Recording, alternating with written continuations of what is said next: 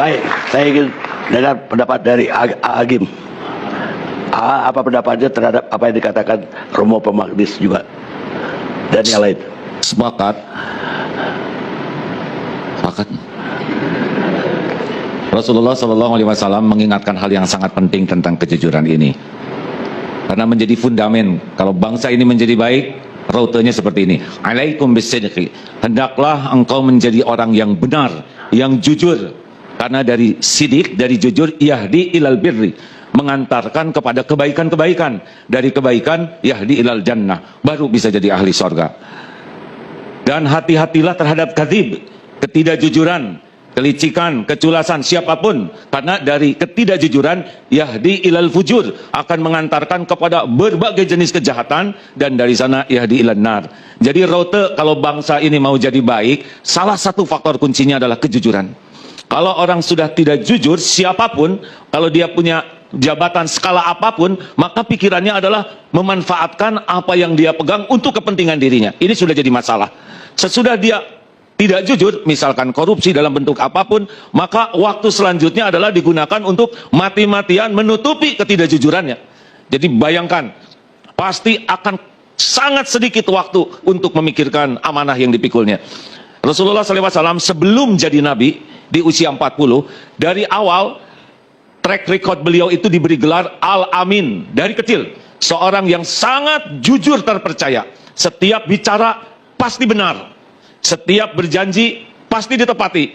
Setiap diberi amanah selalu disempurnakan, tidak pernah berkhianat. Begitu bagus track recordnya, tidak ada cacat celah, semua orang suka. Barulah usia 40 tahun diberi amanah menjadi seorang Rasul. Dan track record ini benar-benar menjadi fondasi. Sehingga orang yang membenci beliau pun tahu ini Muhammad ini orang jujur. Tidak pernah tidak jujur. Hanya karena dengki saja. SMS ya, tidak suka melihat orang senang, senang melihat orang susah. Nah begitulah. Jadi mudah-mudahan apapun yang terjadi, kedepannya bangsa ini lebih baik.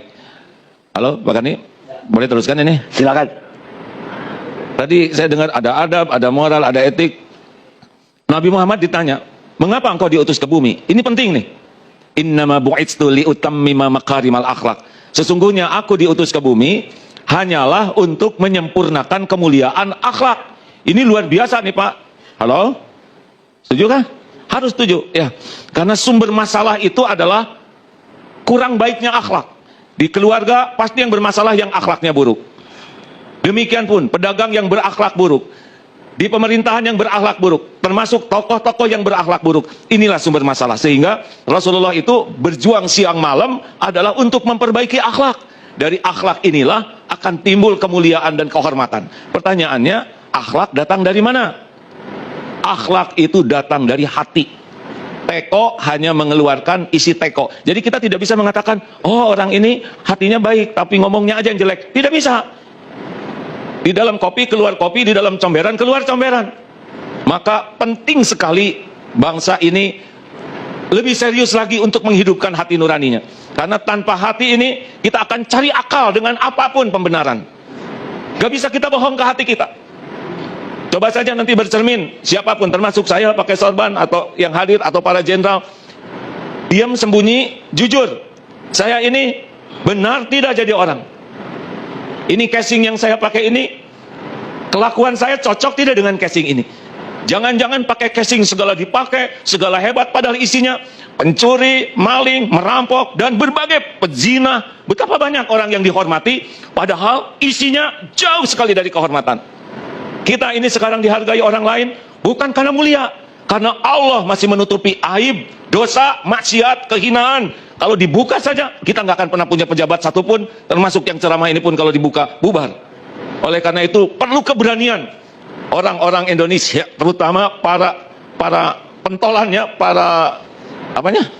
para elit yang ditakdirkan, diuji, tampil, manggung, benar-benar berani jujur.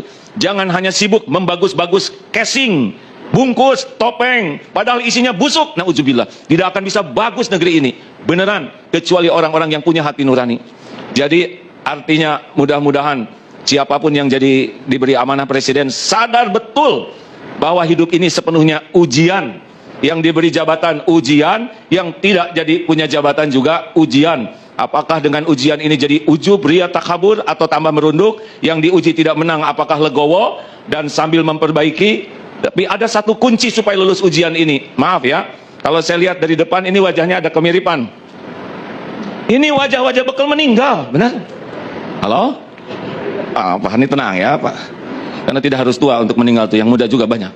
Demi Allah kita bakal meninggal. Kita bakal tua sebelum meninggal, tapi udah itu meninggal. Dunia ini cuma mampir dan diuji, diberikan berbagai casing. Kita pasti mati dan pasti akan mempertanggungjawabkan apa yang kita emban di dunia ini. Orang-orang yang beriman itu akan takut pertanggungjawaban di akhirat. Tapi tanpa punya keimanan, dia tidak akan takut. Makanya menurut hemat kami Pak, Pancasila ketuhanan yang Maha Esa itu jangan cuma slogan. Karena inilah fondasinya. Kalau hati orang sudah punya iman, beda dalam mengemban amanah ini dibanding orang yang imannya lemah atau bahkan tidak punya. Kalau orang imannya lemah, pasti memuja casing, menuhankan harta, gelar, pangkat, jabatan, kedudukan, popularitas. Casing aja yang dibangun, tapi isinya gak ada apa-apanya. Ini kalau diri saja sudah dibohongi, bagaimana tidak membohongi orang lain?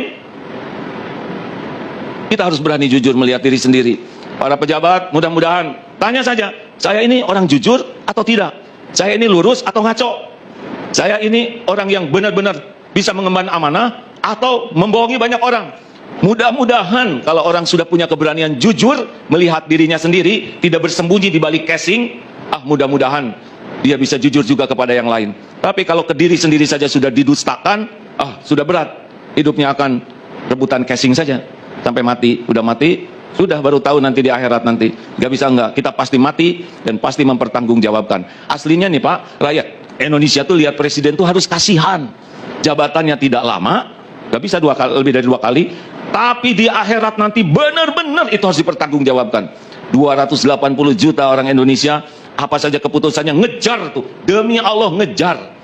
Mudah-mudahan dengan keyakinan seperti itu, para pejabat atau para tokoh, para elit itu jauh lebih hati-hati.